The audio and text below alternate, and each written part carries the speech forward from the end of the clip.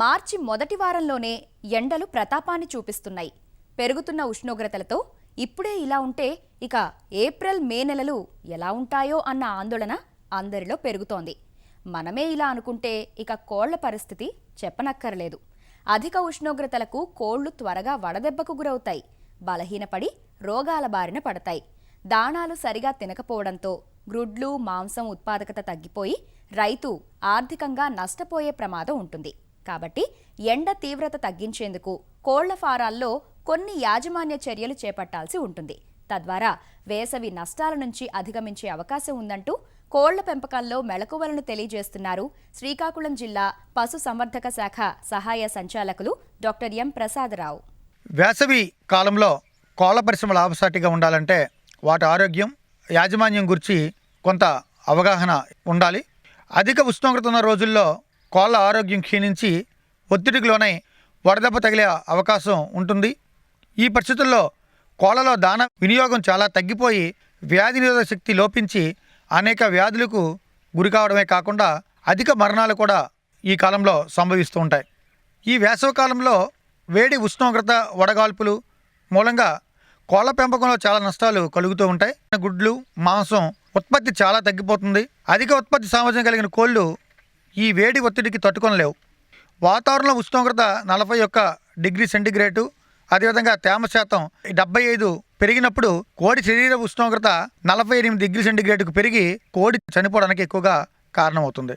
లేదా ఉత్పత్తి సామర్థ్యం కూడా తగ్గిపోతుంది. గుడ్లు చిన్నవిగా పలుచని పెంకుతో ఉంటాయి. అదేవిధంగా గుడ్ల సంఖ్య కూడా చాలా తగ్గిపోతుంది. బ్రాయిలర్ కూరల్లో సరైన పెరుగుదల ఉండక మాంసం దిగుబడి తగ్గిపోతుంది. వేసవి కాలంలో ఈ కోళ్ల షెడ్ల నిర్మాణంలో జాగ్రత్తలు తీసుకోవాలి. కోళ్ళు సౌకర్యంగా తిరగడానికి వీలుగా షెడ్లు ఉండాలి. షెడ్లలో వీలైనంత వరకు ఉష్ణోగ్రత, తేమ మనం నియంత్రించే విధంగా ఈ షెడ్లను నిర్మించుకోవాలి. 1 చదరపు మీటర్ స్థలంలో 7 బ్రాయిలర్ కోళ్ళు లేదా 4-5 లేయర్ కోళ్ళు పెంచేలాగా ఉండాలి. షెడ్లు తూర్పు పడమరగా నిర్మించుకున్నట్లయితే సూర్యరశ్మి డైరెక్ట్గా షెడ్లలోకి పడదు. అదేవిధంగా గాలి కూడా బాగా షెడ్ లోపలికి వీచే అవకాశం ఉంటుంది. వేడి తగ్గించడం కోసం షెడ్ చుట్టూ పరదాలు కట్టి దాన్ని చల్లని నీటితో తడపడం వల్ల లోపల ఉష్ణోగ్రత తగ్గడానికి అవకాశం ఉంటుంది.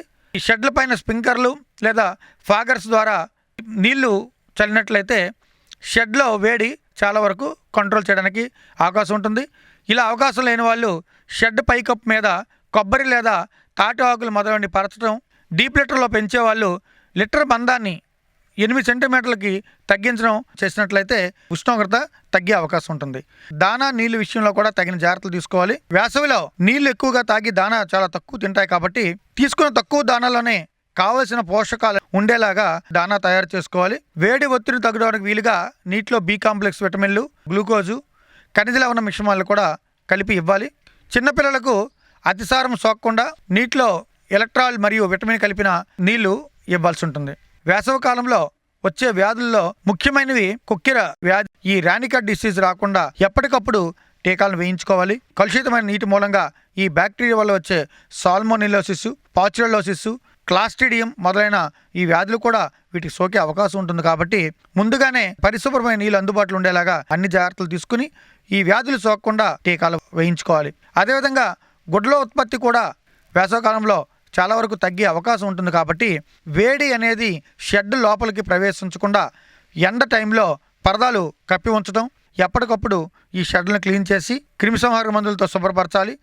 ఈ విధంగా వేసవిలో అన్ని విషయాల్లోనూ శాస్త్రీయ అవగాహన, సరైన దృక్పథంతో ముందుకు వెళ్ళినట్లయితే రైతులు మంచి లాభాలను సంపాదించే అవకాశం ఉంటుంది. కాబట్టి సరైన అవగాహనతో ముందుకు వెళ్ళాలని కోరుకుంటున్నాం.